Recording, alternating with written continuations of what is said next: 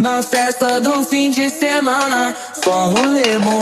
Ela chega e desencana com passo bem solto, passo bem solto,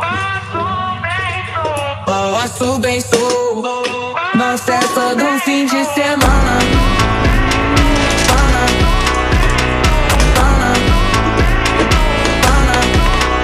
de semana.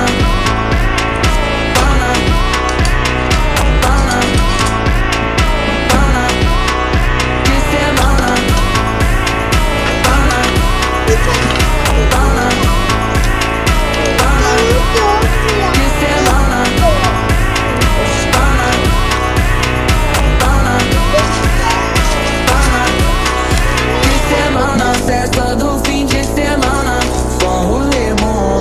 Ela chega e desencana com passo bem solto, passo bem solto. Na festa do fim de semana, semana,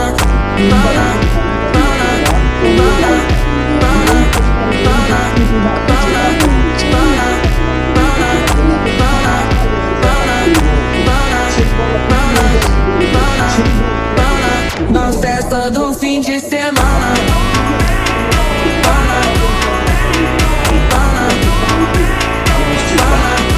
আগুনটা ধরালো কে? এটাকে BNP ধরিয়েছে নাকি জামাত ইসলাম ধরিয়েছে?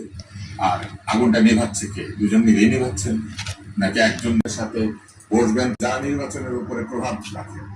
দুইটি বিবদমান পক্ষ যারা নির্বাচন, এরকম গানের মধ্যে ধরেন আর্জেন্টিনা ব্রাজিল খেলবে, তো ফিফা বাদ, কে আগে গোলে শট নিবে, কে খেলবে, কখন খেলা শুরু হবে, খেলার মধ্যে অফসাইড নিয়ম থাকবে নাকি থাকবে না, আসলে আমরা মিলে ঠিক করি।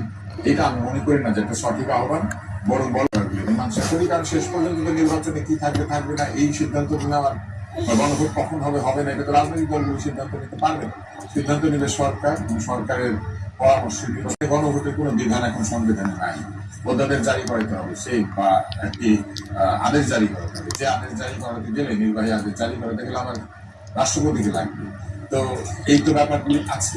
আর একটি বিষয় আমি খুবই খুবই এই সংবিধানটা দেখিয়ে যেমন কেউ মুক্তিযোদ্ধাদের অপমান করা হয়। এই সংবিধানটা যারা লিখেছেন তাদের মধ্যে একজন ডক্টর কামাল হোসেন এখনো জীবিত আছেন। ওনাকে আপনি একদিন ডাকেন, এখানে জিজ্ঞেস করেন যে কোথায় বসে কোন জায়গাতে ভারতীয় এটা লিখে দিয়েছিল, এটা জানা দরকার। এই সংবিধান যদি আমরা বলি এইভাবে মুখেও যেটা অন্য কোনো দেশের লিখে দেওয়া, তাহলে আমি মনে করি সংবিধানকে অপমান করা হয়। এই সংবিধানের অধীনে গত 54 বছর 55 বছর ধরে যা যা হয়েছে, এমনকি এখনো যেটা হচ্ছে, এগুলিকে অপমান করা হয়। বদলাতে চাইলে বদলান, নিয়মে